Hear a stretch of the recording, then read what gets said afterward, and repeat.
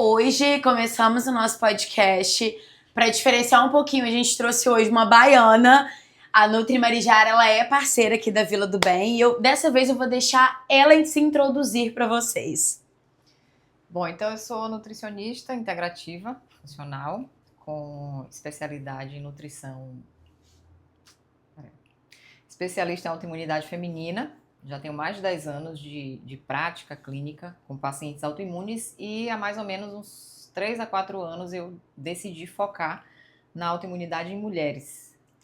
E aconteceu alguma coisa assim para você querer foco? Como é que você entrou nesse mundo? Aconteceu. Justamente em 2023 foi quando eu entrei no climatério, tive os primeiros sintomas do climatério e mais ou menos no mesmo período eu descobri a artrite reumatoide. Nossa. Então, no início ela estava bem leve, tinha muita dor articular, mas eu já tinha essa experiência prática, então, santo de casa, né? Não pode não fazer milagre. Não faz milagre. Mas aí eu comecei a associar uma dor articular meio inflamada, aquela dorzinha, principalmente pela manhã, um pouco de rigidez. E eu tenho muitos casos de autoimune na família. Minha mãe, irmão. Então é genético. Exatamente. Tios, primos. Meu próprio filho tem também dermatite atópica. Então, o que é que aconteceu? Juntou tudo, foi um período de muito estresse emocional, que eu acho que foi a gota d'água. E aí acabou que eu fui buscar o reumatologista, né, para fazer os exames e tal, e verificar, e confirmou. A sorte é que na época o meu fator reumatoide, que é o exame que justamente identifica a artrite reumatoide, ele estava um pouco acima do máximo, não muito. Mas isso já me chamou a atenção, porque, né, não é normal, né? Exatamente. Então eu não negligenciei. E de lá para cá, esse fator reumatoide está normal, está dentro dos valores aceitáveis e a dor articular que eu tenho ela é muito pontual. Você não sente ela constante? Não. Ela é muito pontual, principalmente no momento de estresse, que é o que a gente vai falar bastante hoje aqui, que é o que as mulheres precisam ficar atentas às situações de estresse crônico, que é a maior gota d'água para desencadear o diagnóstico e também para piorar, tipo assim, para dificultar a remissão, é o estresse emocional. Então a gente vai falar bastante sobre isso para chamar a atenção das mulheres, para elas ficarem atentas. Eu acho que é normal, né? Ah, não, eu tô estressadinha hoje.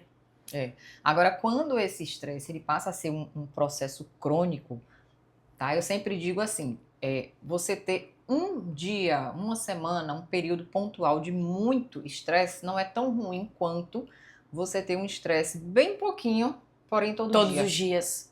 Às vezes anos, né? Por questões de relacionamento, de relação ao trabalho, problemas familiares, N questões que muitas mulheres têm, e às vezes acaba até se acostumando com aquilo. É porque a gente acha que é normal, né? Tipo assim, eu tô estressada, mas se estiver no climatério, né? Ou é só quando a gente é mulher, a gente acha, não, é só a TPM. Mas não é normal a TPM durar 30 dias, né? Exatamente. Então, assim, essa falta de autocontrole emocional foi algo que eu percebi em mim, porque eu sempre tive um temperamento muito explosivo, né, a vida inteira. Muito implodir e depois explodir. Então, não é bom nem uma coisa nem outra. E eu sempre tive essas duas formas, esses dois extremos de lidar com as situações. E foram muitos anos assim. Só que eu não atentava jamais que isso aconteceria, mesmo sabendo que na família tinha esses casos. É muito normalizado, né, Mari? E mesmo lidando com isso todo dia, né? Assim, tipo, 8 anos já atendendo paciente autoimune, entendendo essa realidade, mas, tipo assim, isso não vai acontecer comigo, né? Tá, E de repente eu vi as duas coisas ao mesmo tempo, o climatério e a autoimune. E por que você acha que tem tantas mulheres que ficam realmente passando por esses sintomas, sentindo esses sintomas, achando que é normal, achando que não tem cura? Em que momento elas podem perceber que não, calma, isso não é normal e eu posso ter algum problema, vamos procurar saber? Isso aí é o agravante maior nas autoimunes, porque normalmente a maioria das pacientes que são autoimunes, elas não sabem que são. Porque nem sempre a autoimune que ela vai apresentar é uma autoimune que ela consegue ver. Como a gente estava conversando, as questões de pele. Então, o vitiligo é algo visual, não tem como você consegue ver que tem alguma coisa errada, né? Você consegue ver a evolução, né, daquelas manchas brancas e tal.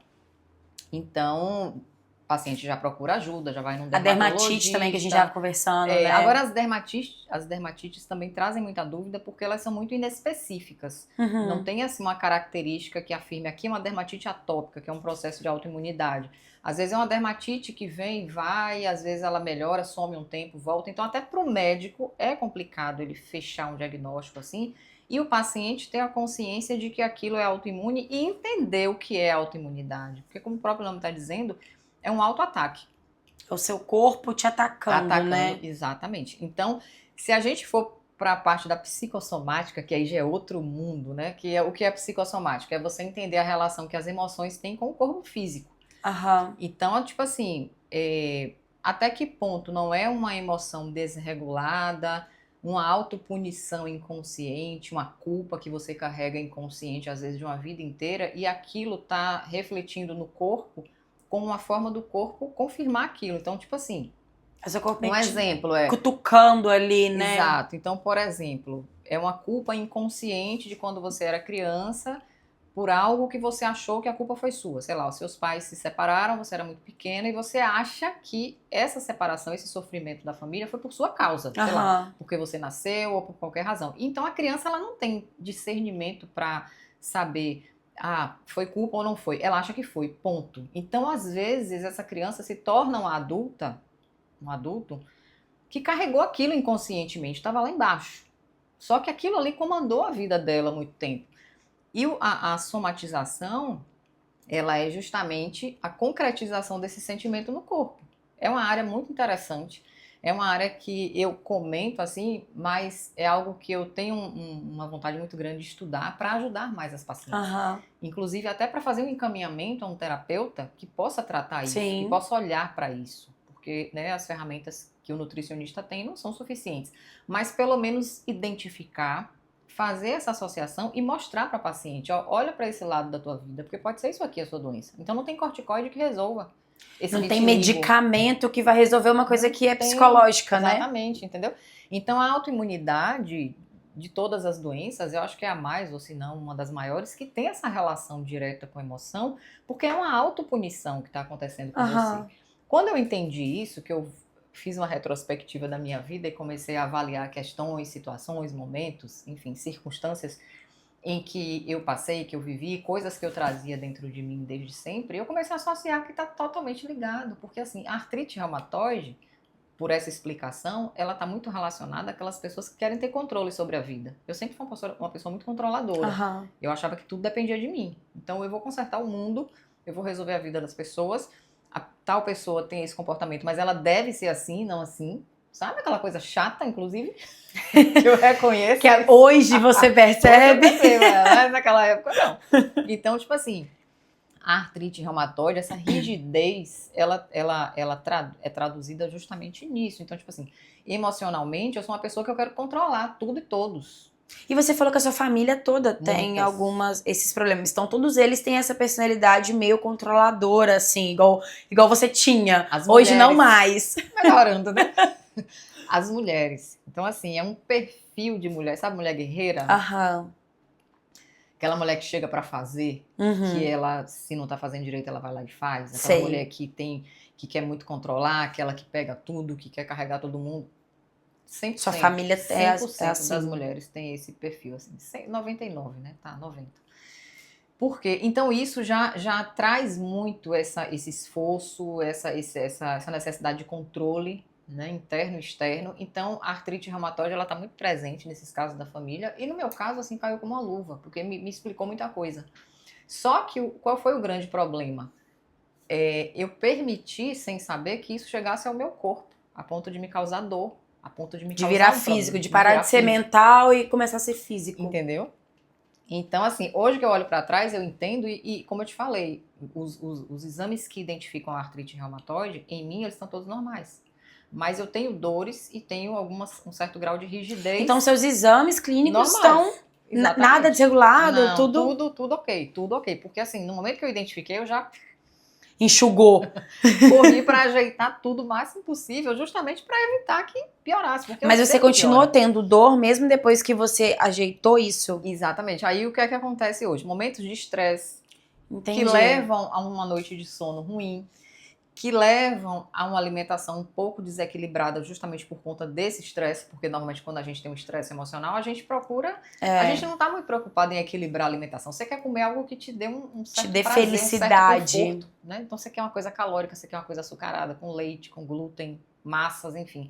Então quando eu combino essas 3 coisas, o estresse emocional, a falta de sono, a alimentação ruim, é batata. Eu acordo de manhã que eu tenho 2 dedos, inclusive, que travam, que eu tenho que puxar com a outra mão. Né? Então, assim, ainda tem Nossa. Eu penso sempre assim, antes eram todos, agora é um só. Então tá melhorando, né? Tá melhorando, na hora que acabar esse último, aí tá 100%. Então assim, isso é uma prova de que ainda existem coisas emocionais que talvez ainda precisam ser vistas, né? Sei lá. Mas, assim, essa autopunição que a autoimunidade traz, eu sempre digo para as minhas pacientes o seguinte, você não tem que ver como autopunição, exatamente. Você tem que ver como uma oportunidade de você se olhar com um pouco mais de atenção. De cuidado, de né? Cuidado, de amor mesmo, porque não é uma coisa assim aleatória o amor, não. É um auto-amor mesmo, porque às vezes a gente passa a vida cuidando de todo mundo, olhando para todo mundo, sempre com um olhar para fora, né? O mundo hoje é muito competitivo, a mulher ela é muito exigida, esteticamente, profissionalmente, financeiramente, tudo. Todos os mentes, a mulher é muito exigida. Então a gente, quem entra nessa e vai nesse ritmo, se esquece totalmente. Quando você percebe, você tá com hábitos e rotinas e preferências que você não tinha antes. Você fala, peraí, sou eu essa daqui? Onde é que tá a minha essência? Onde é que tá o que eu realmente gosto? Será que eu prazer em fazer? Né? Então assim, será que eu tô nesse emprego porque eu gosto, pela necessidade do dinheiro ou porque me dá status? Então, todas essas questões a gente começa a deixar de lado quando a gente começa a olhar muito para fora. Então, às vezes, numa situação dessa, quando a mulher tem uma genética forte para autoimune, a autoimune vem para dizer, ó, acorda que ainda dá tempo você consertar isso aí. Tá errado o caminho que você tá indo. Então, eu sempre falo para os meus pacientes assim, não é um castigo, apesar de ser uma coisa né? Vamos dizer assim... Auto-ataque. É um auto-ataque, mas assim, não veja do lado negativo, veja como uma oportunidade de você... De seu corpo tá te mostrando isso, então é a hora de você começar a tratar. Exatamente, começar a se olhar. Será que você não tá se privando, se deixando em segundo plano para priorizar tudo e todos? Não tá certo. Você não veio aqui para isso, né? A gente veio aqui para ter, primeiramente, uma autoatenção, um autocuidado, até porque se a gente não estiver bem, a gente não consegue cuidar de ninguém. Então, se você olha para você, se você se cuida, se respeita, se ama, se dá o mínimo necessário para você viver bem e feliz, você vai ter vai cortar isso aqui. Você vai ter condição de cuidar de todo mundo, mas primeiro você tem que olhar para você, entendeu? E você acha que tem algum motivo, assim, alguma explicação científica para mulheres terem mais doença autoimune do que os homens, ou isso realmente vem do que a gente acabou de falar, que é muito psicológico, de que a gente realmente é cobrada muito mais do que o homem desde quando a gente nasce, desde quando a nossa mãe descobre que é mulher, né? Mas tem alguma explicação científica ou você acha que realmente essa questão psicológica? Tem questões hormonais e questões genéticas. Então, existem características específicas nos genes que predispõem as mulheres, né, a desenvolverem mais essa autoimunidade do que os homens. Então tem essa explicação científica mesmo do porquê que mulher é mais... Exatamente, genética e a questão hormonal também é mais favorável. Quando a gente entra no climatério, que existe um déficit dos hormônios femininos, né, isso gera uma predisposição maior do corpo a várias coisas. Então, por exemplo, as mulheres quando entram no climatério, elas têm mais risco de desenvolver doença cardiovascular. Elas ganham peso com mais facilidade, principalmente na região abdominal. E esse ganho na região abdominal, ele já é um primeiro passo para risco de diabetes, de gordura no fígado, de alteração de colesterol, de pré-diabetes e tudo mais, né? Não sei se eu falei pré-diabetes 2 vezes, mas enfim. Risco para tudo isso. E risco cardiovascular, risco de infarto mesmo. Então, o risco de infarto nas mulheres pós-climatério se assemelham muito aos homens na fase adulta. Porque a gente, durante todo o período fértil, tem uma proteção dos hormônios.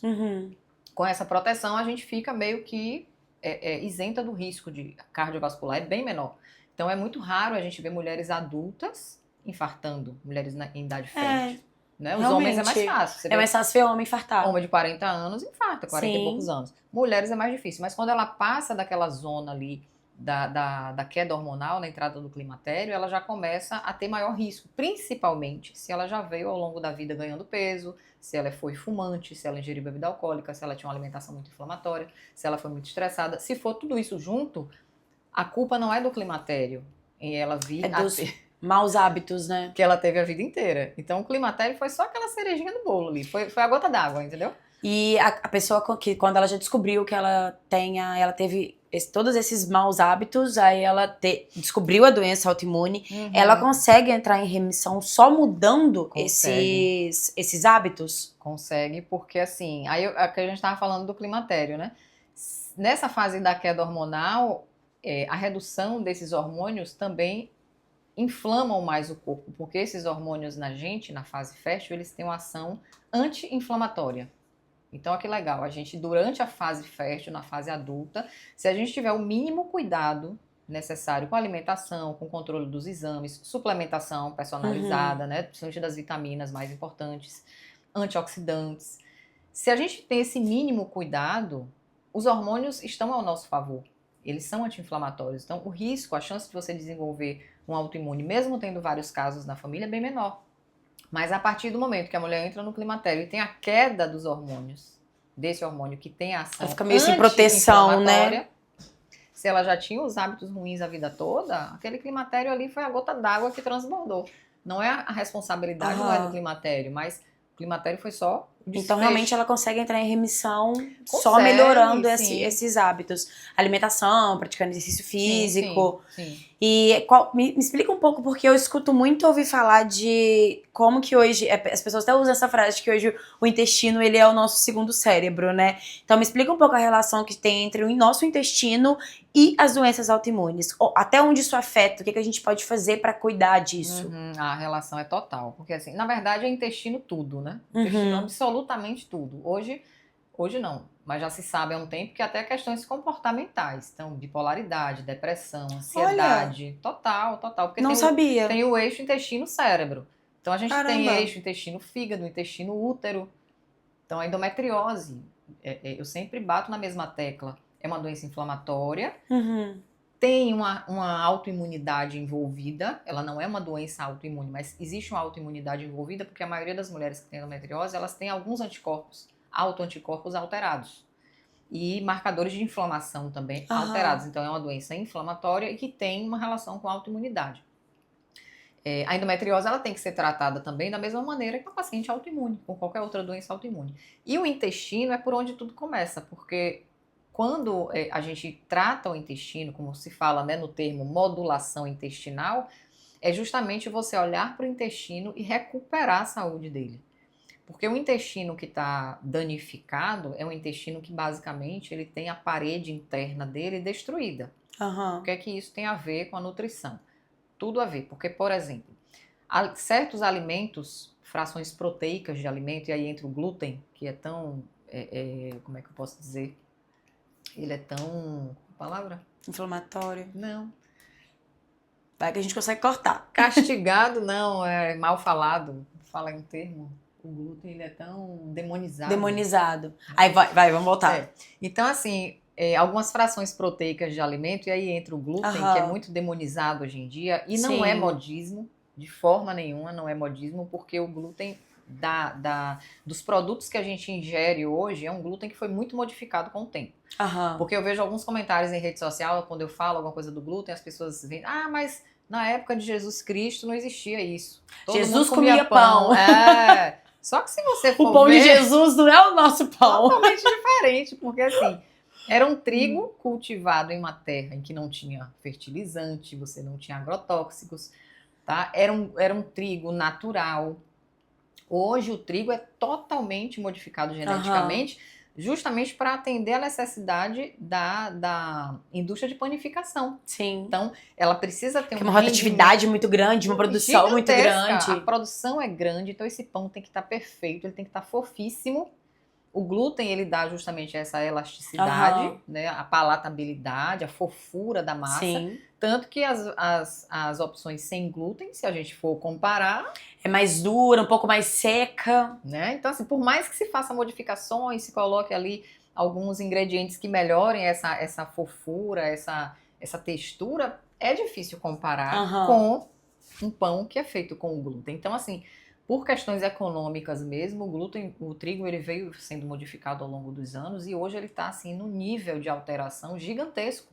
Então não é, eu sempre digo assim, quase não tem mais trigo ali, né? Não é o glúten em si, né? Mas a modificação que ele sofreu ao longo do tempo e o nosso organismo que já está debilitado por outras questões, porque o estilo de vida hoje não é o estilo de vida da época de Jesus. Com certeza. Jesus caminhava, fazia tudo a pé. Eu duvido que todo mundo, né, que tá assistindo faça tudo a pé. Convenhamos, era peixe, era legumes, todo mundo se movimentava, pescava. Não é o estilo de vida que a gente tem hoje, extremamente inflamatório, totalmente bombardeado por aditivos. Industrializado ali, muito mais de fácil acesso. Aditivo químico. Então você pega um pacote de biscoito que as crianças comem, você tem tantos antes, corante, estabilizante, flavorizante, adoçante, tudo artificial. Então, tudo isso danifica a parede do intestino. Então, se a gente for olhar, a culpa não é do glúten, ponto. Tá? É do glúten, porque ele foi modificado, e é a nossa condição orgânica hoje, que é totalmente diferente de 50, de 100 anos atrás, de 200 anos atrás. A gente fala que... Eu tinha uma professora na faculdade que ela falava isso. Ela falava, se você quer saber se uma comida realmente é boa pra você, pergunte se sua avó consumia ela antes. Porque assim, aí o pessoal fala, mas por que antigamente a galera vivia tão mais, vivia tão melhor? É o que a gente tá acabando de falar, porque assim, a alimentação era muito mais pura, era muito mais limpa. Não é da época de Jesus, mas assim, há 50, 60 anos atrás era tudo muito melhor. Então as pessoas viviam mais. Você não via tanto caso, por exemplo, de infarto, igual a gente vê hoje em dia. Você quer ver outra coisa que hoje é muito mais presente também? Processos alérgicos, intolerâncias, alergias múltiplas. Eu atendo mulheres, principalmente as que têm endometriose, que têm muito sintoma gastrointestinal. Então, são mulheres que chegam a um ponto em que tudo que ela come está fazendo mal. Então, ela começou com alguns alimentos, aquilo foi piorando, ela não olhou para aquilo, foi negligenciando, e chega um ponto que ela começa a ter intolerância a alimentos que nem justifica ela ter a intolerância, entendeu? Alimentos que não tem nenhuma carga alergênica assim, evidente, como, por exemplo, um leite, um glúten, uma castanha, né? Que a gente sabe que são alergênicos. Alimentos que, teoricamente, são inócuos, e essa mulher começa a ter intolerância a um ponto dela não conseguir comer nada. Tudo que ela come, ela distende, ela estufa, ela tem diarreia, ela tem intestino preso. Tem aquela cólica insuportável. Entendeu? Então, essa cólica intestinal, ela se combina com a cólica pélvica da endometriose, então ela não sabe onde é que começa uma, onde é que termina a outra. E resumindo, é um sofrimento terrível que essas mulheres vivem. E muitas vezes esse tratamento intestinal, essa modulação intestinal, que é tão importante para matar esse mal pela raiz, ele não é feito. Essa mulher fica ali fazendo ajustes hormonais e usando anticoncepcional e se inflamando cada vez mais e não mudando o estilo de vida, não mudando a alimentação.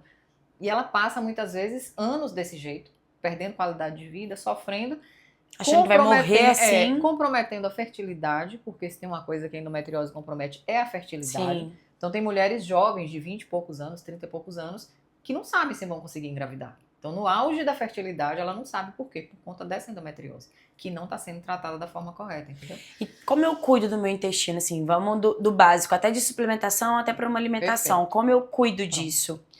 O que é que acontece? Eu sempre vou do básico mesmo, né? Tem suplementos que são sensacionais, que são indispensáveis. Quais são? Aminoácidos, então assim, carro-chefe, glutamina. Carro-chefe, porque eu sempre explico da seguinte forma, a glutamina é como se ela fosse o cimentinho que vai rejuntar os tijolinhos da parede do intestino. Fica bem didático, né? Entendi. Mais didático impossível. Então, se você pensa numa parede, essa parede é composta por tijolos. Esses tijolos são quem? São os enterócitos, que são as células da parede interna do intestino. Só que esse tijolo não pode ficar solto. Ele vai ficar solto. Tem que ter argamassa. Tem que ter um rejuntezinho para colar, né? E esse espaço é o que chama de tight junctions, que é um termo bem famoso, que são as junções, né? Entre essas células, que na pessoa que tem permeabilidade intestinal, significa justamente que essas junções estão frouxas, elas estão folgadas. Então, o que é que acontece? O que passa ali, uma proteína que é alergênica, que essa mulher não sabe que ela tem intolerância, uma proteína mal mastigada, se a gente for pro básico do básico do básico, como é que eu trato o intestino? Mastigando melhor. Mastigando mais. Mastigando mais tempo, evitando comer e beber. Porque quando a gente mastiga e bebe líquido, a gente acaba empurrando e não mastiga direito. Então, assim, o básico do básico do básico para modular o intestino é mastigar. Aham. Não tem muito mistério, né? Mas como a gente está falando de suplemento também, quando a glutamina, por exemplo, ela vai rejuntar esses espaçozinhos, ela vai fazer com que a parede fique íntegra. Então, é uma parede que vai ficar íntegra, mas ela não é fechada, ela é seletiva. Isso é importante entender, porque às vezes a gente fala assim, tem que recuperar a parede intestinal. Tá, e como é que eu vou absorver uma vitamina, um aminoácido? Como é que eu vou absorver, né, o que eu tô comendo, já que a parede tá fechada? Não tá fechada, ela tá seletiva, ela tá saudável. Só passa o que é bom. Só passa o que tem que passar. Então, por exemplo, um aminoácido, uma glicose, que é o que vai pro sangue, né? As micromoléculas é o que vão atravessar. E tá certo. O que não é para atravessar são resíduos, é tudo que não serve, são toxinas que vão sair nas fezes. Então, essa seletividade da parede é muito importante, é um primeiro passo, porque assim, se a gente for entender na autoimunidade, que as células do sistema imune que estão lá no sangue, né, que é do outro lado da parede intestinal, que está lá circulando no corpo, é ali que estão os anticorpos e é ali que estão os autoanticorpos. Quando atravessa algo que não deve atravessar, quem está do lado de lá não sabe o que é aquilo. Então, as células sanguíneas, né, os anticorpos que já existem lá naturalmente, eles não sabem o que é aquela fração proteica daquele alimento. O que é isso aqui? Vamos atacar. Vamos atacar porque, né, ele está ali para defender a gente. Só que ele está atacando algo que não era para atacar. Como a pessoa já tem a genética para a autoimunidade, isso é um start. Então, assim, ela já tem a genética. Pessoas que não têm genética para a autoimunidade vão comer glúten, muitas vezes até com um certo grau de permeabilidade, não vão sentir nada.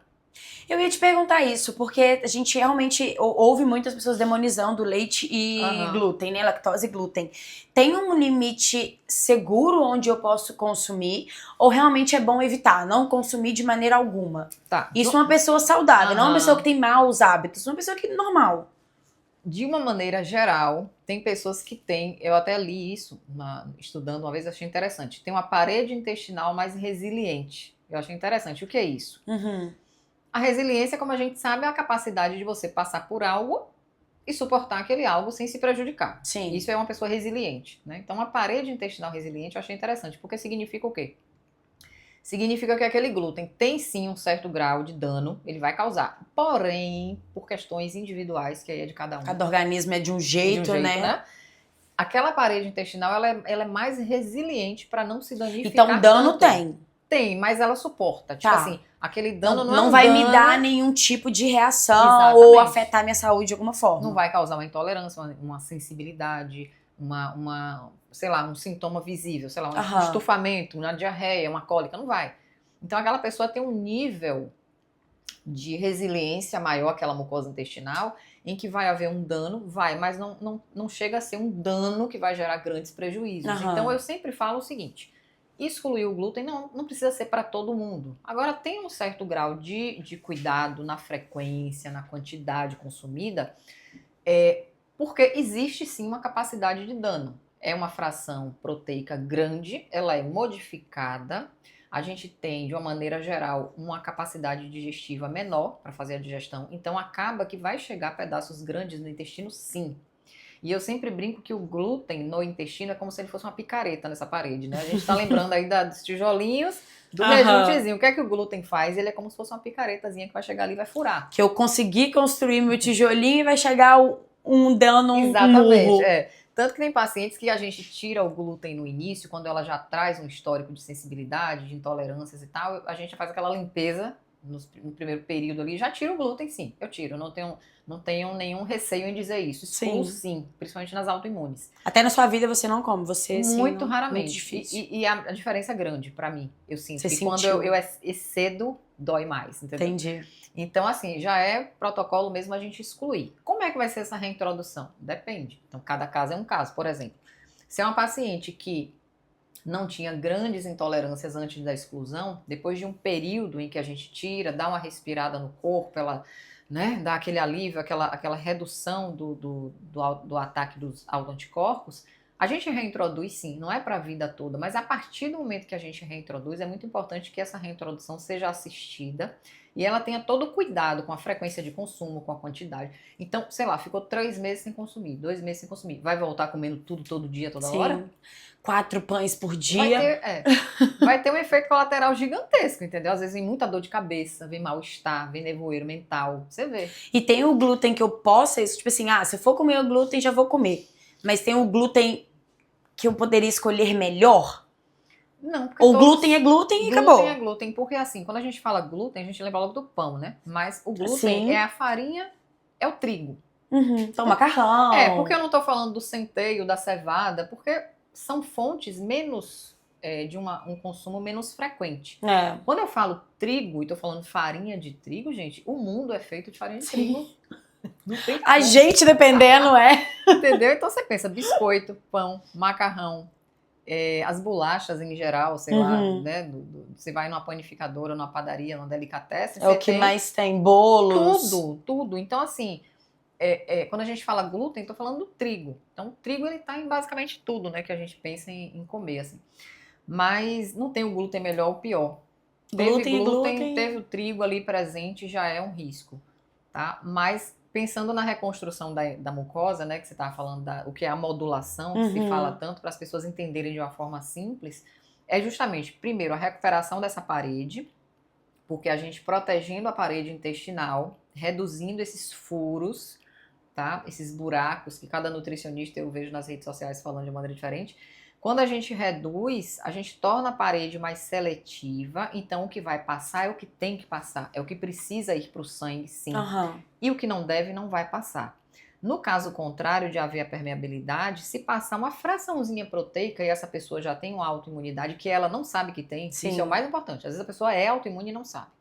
Então aquilo já vai pouco a pouco atiçando os autoanticorpos. Eles vão reagir contra aquilo, contra aquela fração proteica que chegou ali, que não era para chegar. E como ela já tem uma tendência à autoimunidade, como ela já é autoimune geneticamente, ela só não tem a doença manifestada, mas ela é autoimune, o que é que vai acontecer? Isso acontecendo todo dia, junto com o nível de inflamação no corpo, que é causado pelo estilo de vida.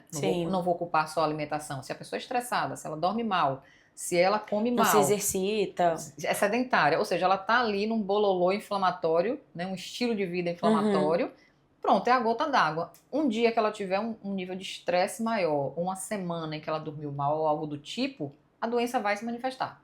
É na articulação, vai ser uma lesão de pele que vai começar a coçar do nada, e aquela coceira não passa, e aquilo vai, e de repente aparece em outro lugar, psoríase. Às vezes uma manchinha que apareceu na perna, branca, daqui a pouco ela apareceu em outro lugar. Daqui a pouco aquela primeira tá maior, vitiligo, né? Então daqui a pouco ela tá engordando, fadigada demais. Sem explicação. Cabelo caindo, unha lascando, sem explicação. Não é porque eu tô muito estressada, porque a vida tá um corre-corre, é porque eu acho que eu tô entrando no climatério. E o anticorpo da tireoide lá em cima, ela não sabe porque não há investigação precoce, não há, tipo assim, um rastreamento que inclua os anticorpos da tireoide, né? Nessa fase do climatério é muito comum as mulheres apresentarem autoanticorpos da tireoide. E se ela não me dá nenhum efeito físico, a gente falou da psoríase e do vitiligo, eu descubro então ela só com o exame de sangue. Às vezes muito tardiamente, anos, que você tá ali com aquilo empurrando com a barriga. Porque achando que é normal você tá, não, eu tô no climatério, então eu tá estressada, tá com muito calor, tá fadigada, é normal. Porque todo mundo fala tanto disso que aí a gente normaliza. Então não é normal. Não é normal. Eu consigo passar pela menopausa sem sintoma nenhum. Com certeza. Então hoje, assim, graças à medicina, a gente tem recursos, né, de reposição hormonal sensacionais, com médicos de confiança, médicos que têm respaldo, que têm responsabilidade clínica, claro, não é com todo mundo, reposição não é algo aleatório, tem que ter acompanhamento, tem que ter um médico que tenha experiência naquilo, né, que tenha bom senso e conhecimento, mas hoje a mulher pode passar por essa fase sem sentir que passou por ela. Muito tranquilamente. Então, como eu entro no período anterior, que é na prevenção, as minhas pacientes que estão em idade fértil, eu já estou conversando com elas do climatério. Entendi. Então, vamos pensar que é uma poupança, né? Porque vai chegar, a gente sabe. A gente tem 2 certezas no mundo. A gente vai morrer e que a gente vai passar pela menopausa. Exatamente. Então, assim, por exemplo, É uma poupança que você está criando hoje. Você tem que fazer uma poupança também do seu corpo. O que é uma poupança do corpo? Você tem que criar músculo agora, porque esse músculo vai render no futuro e vai te proteger. Você vai agradecer por ter começado agora. Sim. É uma reserva de saúde óssea, porque com a queda hormonal a gente começa a ter mais fragilidade óssea, por isso tanto risco de queda, de fraturas, né, que incapacitam muitas mulheres idosas, porque escorregou no banheiro, tinha uma osteoporose, uma osteopenia, fraturou. Aquela fratura não é porque ela é idosa, é porque durante a vida ela não cuidou da saúde óssea. Uma coisa que a gente não pensa. Aí ficou A bem... gente pensa em tudo. Sim, já fica fraco, né? Mas aí fica muito mais... Muito mais com a queda hormonal. Porque a queda dos estrógenos também vai favorecer uma fragilidade óssea na mulher. Então, por isso que é tão comum. Escorregou no banheiro, fraturou ali o fêmur. E como eu cuido da saúde óssea, assim? Tem prevenção. Eu sempre falo que a prevenção é tudo. Então, minhas pacientes de 30 e poucos aninhos ali, que estão pensando em outras questões estéticas, né? A maioria das vezes, emagrecer, secar, né? Vamos focar também na prevenção, vamos pensar a longo prazo. Porque se você viver, e eu espero que você viva e você quer viver, você vai chegar no climatério. Entendeu? E para você chegar bem, tipo assim, usando a reposição hormonal como uma cerejinha do bolo, que eu acho que aí é que está o segredo, a reposição hormonal, ela não vai resolver o problema que você criou a vida inteira. Então, se a vida inteira você negligenciou o ganho muscular, você não treinou, né? Não é pela questão estética, como eu falei, pela poupança. Você precisa ter essa poupança muscular, porque lá na frente você vai colher os frutos dessa de não precisar de ajuda de ninguém pra andar, de conseguir carregar uma sacola de compra, subir uma escada. Exatamente. São coisas básicas que a gente não pensa. Eu acho que esse papo nosso está sendo muito legal, porque quando a gente fala de uma nutricionista, a gente já pensa em emagrecimento. É automático. Então, assim, a gente já pensa logo na estética. Eu quero emagrecer, eu quero ganhar peso, eu quero aumentar o glúteo. Quando a gente fala de nutrição, com pessoas, né, de fora, assim, a primeira coisa que a gente pensa, emagrecimento. Ponto. Quando eu falo com as pessoas que eu sou nutricionista, a primeira resposta que eu recebo faz uma dieta pra emagrecer. Não faz uma dieta pra mim. Faz uma dieta pra mim, quero emagrecer, tô precisando perder uns quilinhos. Então, tipo assim, a gente fica focando muito na parte estética e esquece, assim, eu não vou falar que não é importante também. Só que a nossa parte de estrutura corporal, ela é muito importante. A gente não fala tanto nisso quanto a gente deveria. Assim, eu tá com 28 anos hoje, eu tenho que me preparar, porque quando eu tiver com 70, eu quero poder subir uma escada sozinha. Então, a gente fala muito pouco disso. Muito pouco, a prevenção, né? Então, assim, você falou uma coisa certa, você vai ter autonomia, você vai tomar o seu próprio banho sozinha, você vai poder carregar uma sacola do supermercado, com seus 60, 70, sim, por que não, 80. Hoje, mais do que nunca, as idosas de hoje, elas estão vivendo mais e melhor. Sim. Você vê, inclusive, memes no Instagram, que eu acho engraçado, né? Cheguei numa época em que as velhinhas... Olha como é que as velhinhas estão, entre aspas, não estão fazendo crochê mais. Não, estão lá pegando peso, tá fazendo agachamento, tá com E são mais focadas do que a gente, tá? Né? Então, assim, isso é bom, porque isso influencia de forma positiva quem tá hoje na idade fértil, né? Quem tá mais jovem. Mas eu sempre conscientizo as pacientes no sentido da saúde óssea, no sentido da autonomia, da mobilidade e de quando chegar no climatério não chegar tão destruída, não sofrer tanto as consequências. Isso é muito normalizado, as pessoas normalizam muito ficar na merda quando tá na menopausa. Exatamente. E ter medo de chegar. Então hoje, tudo bem, tem os sintomas que são contornáveis, mas com a reposição hormonal no nível que está hoje, o mais fisiológica possível, né, sem riscos, tá sensacional. A gente nós, mulheres em idade fértil, agora nesse período da vida, agora nessa fase do mundo, né, a gente tá numa fase maravilhosa, porque a gente não vai sofrer como as nossas avós sofreram. Menopausa naquela época era algo que, tipo assim, tem que passar. Faz parte, você vai ter que sofrer isso aí, acabou, não tem jeito, faz parte da vida, aguente. Agora você aguente o resto da sua vida sofrendo esses sintomas. Então, queda de libido, falta de energia, memória ruim, ganho de peso, cansaço, insônia, fogacho. Nossa, eu sei o que é isso. É horrível, entendeu? Então, assim, hoje não, a gente tem recursos, inclusive, para evitar que isso aconteça. É claro, como eu falei, chega um ponto em que Por mais que essa mulher tenha se cuidado, feito as suplementações, feito atividade física, cuidado do sono, das emoções e tudo e tal, ela vai chegar na fase do climatério com alguns sintomas, mas vão ser muito poucos. Então ela pode, nesse momento, fechar essa brechinha com a reposição. Eu sempre brinco com as minhas pacientes que a reposição ela não vai resolver. E eu tenho certeza que bons ginecologistas que fazem reposição vão concordar comigo. Ela não resolve, ela vem só para fazer um desfecho de algo que você já começou e já vem fazendo ao longo da vida. Isso é sensacional. Então, assim, poxa, nesse momento do climatério, no meu caso específico, eu tenho muito fogacho e muita insônia. São as duas coisas que me incomodam. Então, como eu tenho conhecimento de como cuidar disso, o que é que eu faço? Eu já cuido com fitoterapia, com óleo essencial, eu já evito alguns hábitos alimentares que eu sei que vão piorar, eu já priorizo outros que eu sei que vão me ajudar e vou contornando dentro da minha possibilidade aquilo, mas eu sei que eu vou precisar fazer a reposição. É inevitável, né? Por uma melhora em outros aspectos, então, né? eu vou precisar, então, assim, é certo que toda mulher que estiver assistindo a gente agora saber que quando ela entrar no climatério, ela vai precisar repor. É uma obrigação? É muito importante, porque assim, você tem um déficit hormonal, tá? Aquilo é antifisiológico, vamos dizer assim, no sentido de sustentar uma condição, uma qualidade de vida que você teve na vida adulta. Essa queda, ela faz parte do ciclo da vida, porém hoje a gente pode não passar pelos sintomas que ela causa. É aí que a reposição hormonal entra perfeitamente, mas é o que eu tô te falando, ela não vem como a solução de todos os problemas. Você tem que mudar os seus hábitos também. Inclusive, uma coisa muito importante que algumas pessoas têm medo é, reposição hormonal ela pode causar câncer. Eu tenho casos na família de câncer, minha mãe teve câncer de mama, minha avó, né?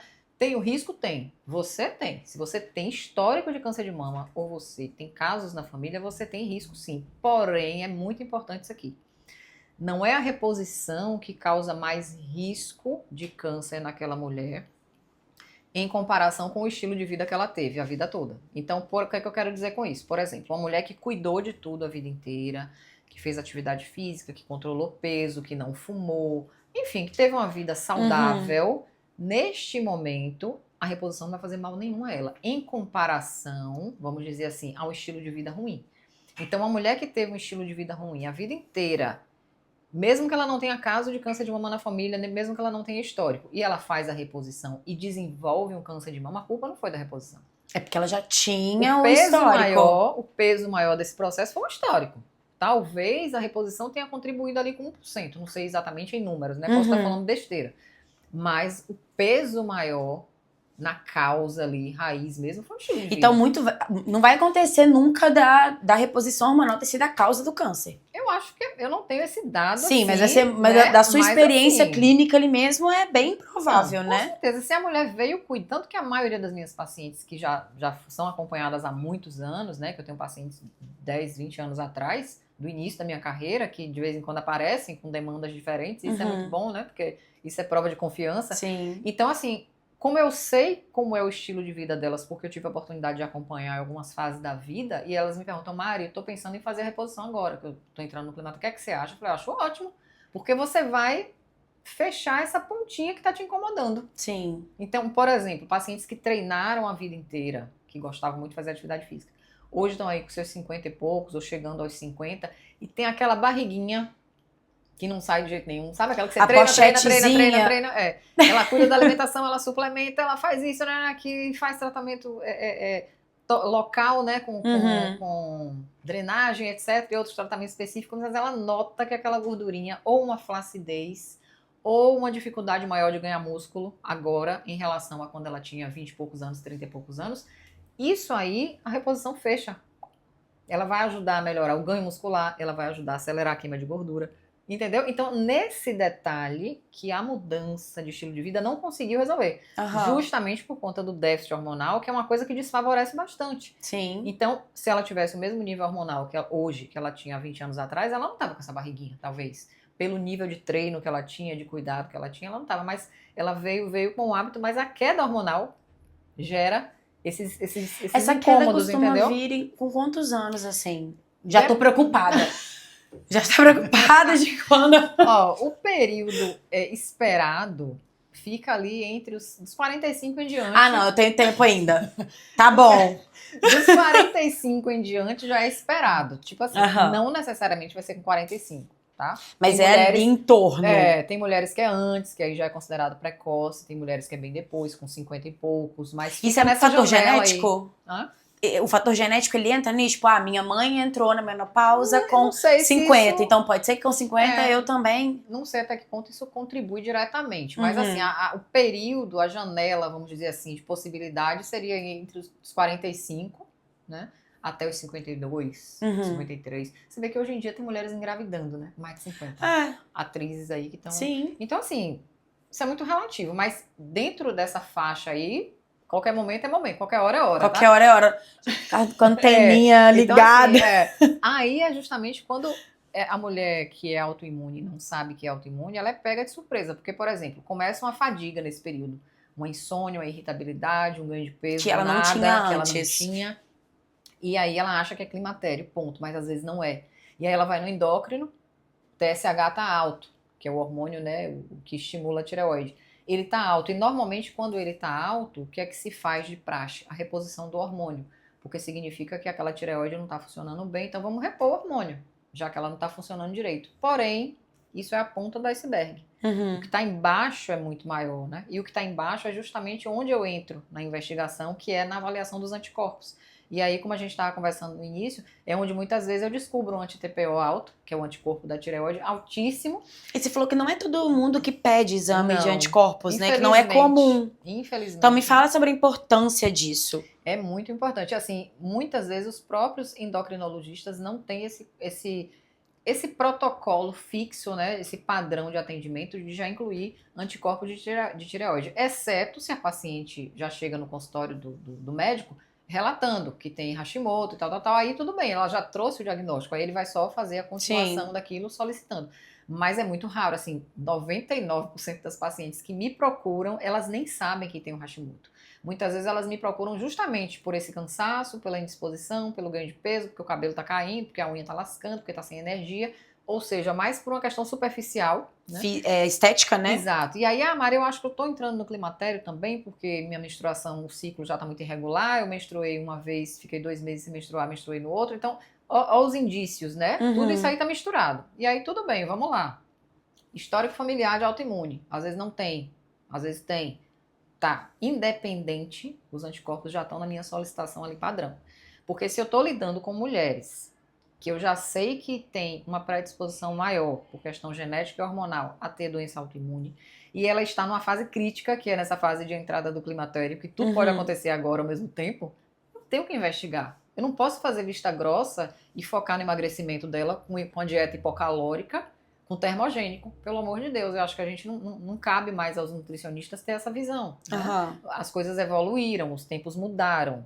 A doença autoimune está aí explodindo, que eu acredito que hoje, nesse tempo moderno nosso, é a doença que está mais em evidência, porém é a menos investigada. Aí que está o problema, porque, por exemplo, você pode falar do câncer. O câncer, quando a pessoa descobre, muitas vezes ela descobre precocemente, porque é aquela pessoa que tem uma rotina, né, de anualmente, principalmente as mulheres, né, fazer mamografia, nananã.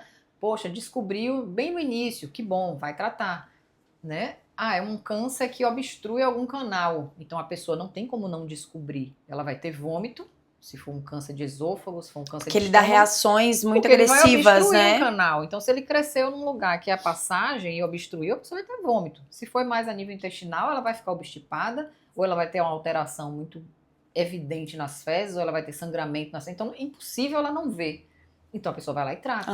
Então, eu não estou aqui comparando câncer com autoimune, mas o grande problema da autoimune é que ela não é vista. Ela é mais silenciosa. Ela é silenciosa, entendeu? E os sintomas que dá, o que a gente falou que várias vezes, é que as pessoas pegam como normal também. Confunde muito com outras coisas, né? Principalmente essas que não têm um sinal evidente. Como a gente falou, o vitiligo, a psoríase, uma dermatite atópica, que tá ali, você tá vendo, né? Mas todas as outras que são internas, elas estão ali acontecendo, ó. Muitas vezes o anticorpo já atendi paciente com um anti-TPO de mais de 500. Então o anti-TPO ele tem um limite ali, se eu não me engano é 13, 12, menor do que isso, tem que ser menor do que isso.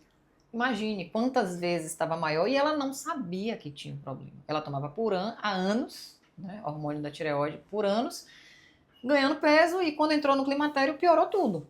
O cansaço, a indisposição, por quê? a tireoide já vinha sofrendo, porque eu sempre digo assim, que a tireoide ela é o maestro, né? Entre todos os hormônios, quem orquestra ali é a tireoide. Se a tireoide tá ruim, tudo fica ruim. Não adianta você querer ter uma testo maravilhosa, uma testosterona ou qualquer outro hormônio, se a tireoide tá ruim. Você tem que ir para ela primeiro, depois você cuida dos outros, né? Então, essa paciente já vinha com cansaço, com indisposição, com falta de energia, entrou no climatério, tudo piorou, porque a queda hormonal do climatério vai agravar um problema que já existia. Sim. Ela não é a causa. E essa mulher vai e olha só para aquela reposição pontual ali da pontinha do problema. Ela não vai na causa, na profundidade. De como começou também, né? Entendeu? Então, quando a gente olha para a tireoide e vê um anti-TPO muito alto, é a hora que a gente vai lá para a modulação intestinal, que foi a pergunta que você fez agora há pouco. Como é que eu modulo o intestino? Então, são mudanças do hábito, do estilo de vida, desde a mastigação até uma melhora da permeabilidade, que, como eu falei, a glutamina é o suplemento, assim, principal. Indispensável, que né? ele é o cimentinho que vai rejuntar essa parede do intestino. E aí, obviamente, a gente vai retirar aqueles alimentos agressores, como eu até falei, que o glúten nessa situação ele é como se fosse uma picaretazinha. Porque ele é uma fração grande proteica que a gente não digere bem. E se ele chega na parede do intestino, ele vai lá cutucar. Ele meio que fura mesmo para atravessar, né? Ele quer fazer isso. Se ele chega lá e encontra uma parede íntegra, recomposta, saudável, ele vai fazer esse trabalho do mesmo jeito. Talvez ele não consiga, em comparação com a parede intestinal que já está frágil, né? Que já está permeável. Ele tem muito mais facilidade para atravessar e chegar do outro lado e hiperestimular o sistema imune, que já é bagunçado em quem tem doença autoimune, e piorar. Então, nesse momento, ou a doença autoimune vai ser diagnosticada, ou ela vai ser piorada. Se a pessoa já tem e já tem consciência que tem, nesse consumo e nessa falta de cuidado com a parede intestinal, ela vai ter crises, né? Como a gente chama de surtos da doença autoimune. Então, o que é um surto de doença autoimune?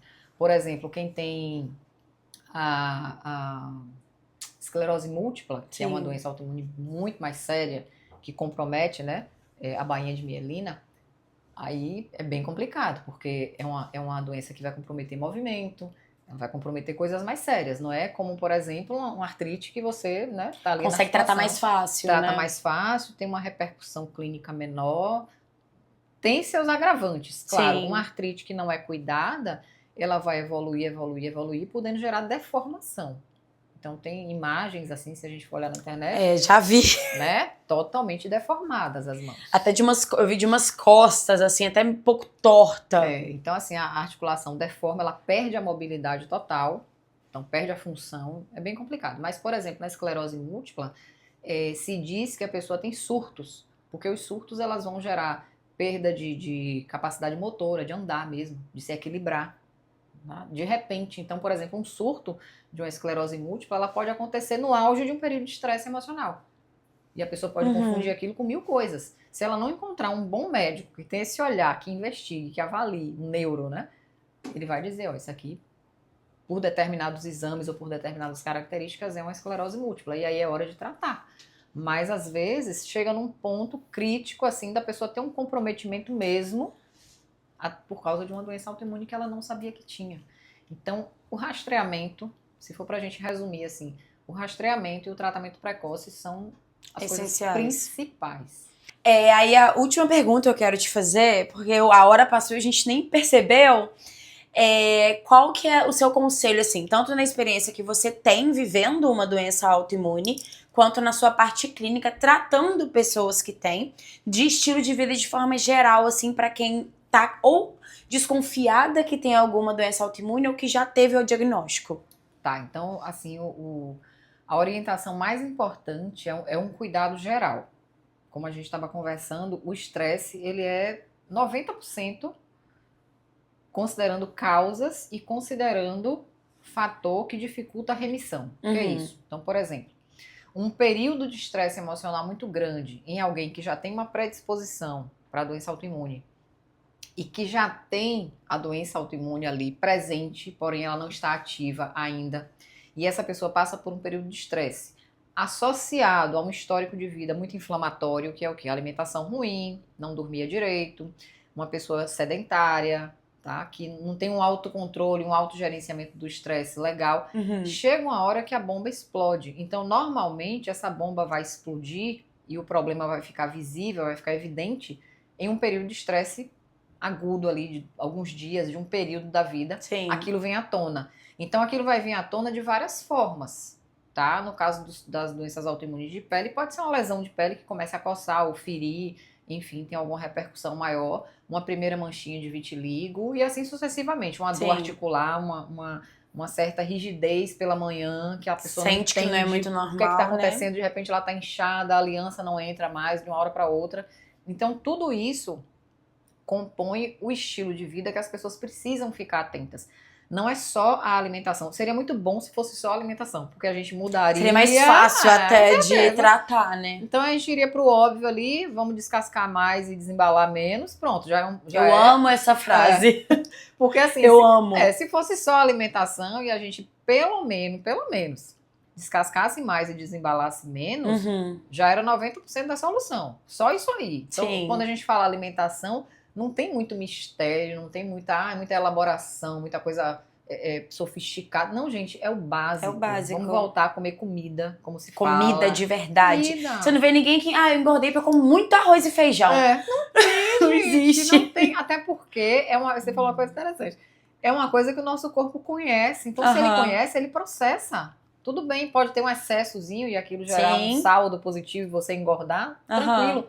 Mas é algo mais administrável pelo corpo do que o excesso de porcarias que se consome hoje. Porque o que se consome hoje não é comida, é produto alimentício, é diferente. Comida é o que a gente planta. É o que nasce na terra, é o que você colhe no Sim. pé, né? É o natural mesmo. Produto alimentício é a maioria das coisas... É o que a gente compra em mercearia, essas coisas, né? É o que você compra e você desempacota, você tira de uma caixa, você tira de um a lista frasco, de ingredientes é gigante, desse tamanho. Exato. Outra coisa importante é isso também, ficar atento a essa lista, porque quanto maior, pior. Quanto menos coisas tiver ali dentro, melhor. Né? Então hoje, graças a Deus, a gente sabe que existe uma infinidade de produtos de altíssima qualidade, mesmo dentro de um pacotinho, mesmo dentro de uma caixinha. Então tudo é o discernimento de cada um na hora que for comprar. E aprender a ler rótulo, né? Ler rótulo, ler o verso. Eu sempre brinco assim, que na frente todo produto é bom. Não existe ele não vai dizer lá que tem excesso de sódio. Ele não vai dizer lá que tem gordura trans, pipocando. Ele diz 0 gordura trans. Aí você fala, eu vou comprar porque é 0 gordura trans. Só que quando você vai pro verso, que é o mais importante, que é na tabela, ele coloca a porção que é 0 gordura trans. Normalmente são 2 biscoitos. Só que aquele pacote tem 250 gramas de biscoito. Acho que ninguém vai abrir um pacote e comer dois. Entendeu? Então, assim, essas pegadinhas, as pessoas precisam ficar atentas, porque quanto maior a lista de ingrediente, mais negativo é o efeito daquele alimento no seu corpo, tá? A nível de conservantes, de aditivos químicos. É claro que isso não é o motivo central, como eu falei, não é, se fosse só alimentação seria ótimo, mas é essa alimentação ruim associada a todas essas questões de vida que a gente está todo dia vivendo, todo dia passando e não se dá conta do quanto aquilo está sendo prejudicial. Então, o estresse hoje por uma relação, por uma situação de trabalho, uma questão familiar, seja lá o que for, que você tá, e quando você olha para trás, você fala, poxa, tem 30 anos que eu vivo essa situação. Isso tá te prejudicando, só que tá te prejudicando silenciosamente. Talvez de pouquinho em pouquinho, mas uma hora essa gotinha vai encher o copo e ele vai transbordar de alguma maneira. E assim, agradeça por isso, porque pode ter chegado a esse ponto, que é um ponto muito negativo, mas por outro lado é o corpo te avisando, para e olha. Que eu preciso de ajuda. Para e olha pra cá, enquanto ainda tem tempo, antes que seja tarde demais. Tá? Alex, então, é um conjunto de fatores mesmo, é tudo. É o sono, é o gerenciamento do estresse, é a alimentação, é a atividade física, é uma suplementação, que eu sempre considero assim, nunca é precoce uma suplementação, sabe? A suplementação personalizada, ela é fundamental. Então, você está avaliando regularmente suas vitaminas, seus minerais, seus anticorpos. Tudo isso é importante, porque quando há risco de uma deficiência, você já repõe antes que aquilo se torne uma deficiência. Sim. Então, não é esperar ter a deficiência para repor. Quando você já está se aproximando... É bom prevenir. Por isso que a avaliação de exames regular é importante, até para você comparar exames anteriores com os atuais. Então, de repente, sei lá, sua ferritina, ela estava muito boa ano passado, esse ano ela teve uma queda significativa. Aí você acha que você fez o exame ano passado, ela ainda tá... Então assim, tudo bem que tá dentro da normalidade, mas ela caiu. O que foi que aconteceu? Então de repente você vai dizer, realmente, do ano passado para cá foi quando eu descobri, sei lá, algum problema uterino em que eu tô tendo uma menstruação com um volume muito grande e realmente do ano passado para cá foi quando esse problema aconteceu e eu comecei a ter mais perda de sangue. Um exemplo, a ferritina caiu por isso, então você tem que repor esse ferro para ontem. Porque ferritina baixa, ela vai comprometer vários aspectos da sua vida, não é só a questão cansaço, não. Ela vai comprometer cognição, memória, foco. Isso vai comprometer sua qualidade de vida, sua produtividade, entendeu? Uma coisa boba, aparentemente boba. Então, se você nota essa diferença, mesmo sutil, de um exame para o outro, é hora de repor, sim. Você não tem que esperar que essa ferritina caia no mínimo possível para você pensar em repor, porque até lá... Pra ter que tomar injeção ao invés de tomar ali um comprimidozinho que já resolveria pra você. E até lá você vai ter muita perda da qualidade de vida, da energia, de tudo mais, entendeu? Então isso eu falo ferro, mas eu tô falando de vitamina D, tô falando de vitamina B12, fundamental B12 para cognição, para memória, para saúde muscular. Então tudo isso a gente tem que estar, é um acompanhamento mesmo, assim como você tem um autocuidado em outros aspectos, que cada um tem o seu, né? Que é muito particular. A gente tem que ter esse autocuidado também com essa parte alimentar, sono, atividade física, suplementação. Faz parte do jogo, né? Do conjunto. Sim. E quanto mais cedo você consegue equilibrar tudo isso, menor a chance de você ficar doente. E aí, quando eu falo de doença, não é só doença autoimune, é tudo, né? Todas, tudo, né? Tudo. Então você vai ter mais qualidade de vida, vai viver mais e viver melhor. Mari, me fala então como eu te acho nas suas redes sociais para que a gente possa tratar ou prevenir essas doenças autoimunes. Tá, o Instagram é Marijara Nutrimune, tá? E no YouTube eu tenho um canal também que eu falo só sobre autoimunidade feminina, saúde da mulher em geral, né? Mas principalmente com foco em autoimune, que é a autoimunidade feminina. E também sou mentora de nutricionistas, mas aí já é lá pela rede social, pelo Instagram, vocês conseguem me contactar para eu falar também a respeito desse outro braço meu, que é um braço educacional, que eu valorizo muito, né? Até porque fui professora há muitos anos de graduação. Por isso que fala bem. De graduação e de pós-graduação. Então, assim, não deixei essa veia da professora me abandonar. Só que hoje eu tenho os meus próprios cursos, minhas mentorias e trabalho com nutricionistas também na capacitação em doenças autoimunes. Porque eu sinto que o mercado tem essa deficiência muito grande, né? De profissionais que tenham um olhar, profissionais tão nutricionistas. Específico para isso, né? Profissionais nutricionistas, né? Que tenham um olhar mais aguçado para identificar esses pacientes autoimunes que chegam, muitas vezes antes mesmo de um diagnóstico médico. Tá? Porque assim, isso é muito importante. A gente não vai, o nutricionista não dá diagnóstico médico, diagnóstico clínico. Eu não posso dizer ao paciente, ó, por esse exame você tem essa doença. Mas fazendo o rastreamento, que é o que eu ensino a fazer precocemente, dentro da avaliação que o nutricionista vai fazer, a gente pode identificar situações de risco. Então, nessa identificação de risco, de um anticorpo alterado, de um sintoma, de um sinal, é onde o nutricionista, com esse olhar integrativo, ele vai entrar e tratar para evitar que o paciente tenha a doença. Sim. Então, aquela doença que poderia surgir daqui 1 ano, 2 anos, não vai surgir. Isso é lindo, porque assim, é uma coisa que eu valorizo muito na nutrição e ensino às minhas alunas isso, a importância, o valor que isso tem, né? Na nossa profissão e no valor que a gente está gerando na sociedade, no sentido de ajudar as pessoas a identificarem isso precocemente e tratarem precocemente. Então, eu também tenho esse lado aí educacional, de cursos e mentorias, que é algo que eu faço também, que são voltados para nutricionistas. E a gente acha na mesma rede social. Aí, essa rede social é Escola do Nutricionista _, é o @ do Instagram, Escola do Nutricionista _. Aí a gente vai deixar tudo na nossa bio, tá? O telefone dela também, para que vocês possam contactar. E muito obrigada por ter participado no meio dessa rotina maluca de professora e nutricionista.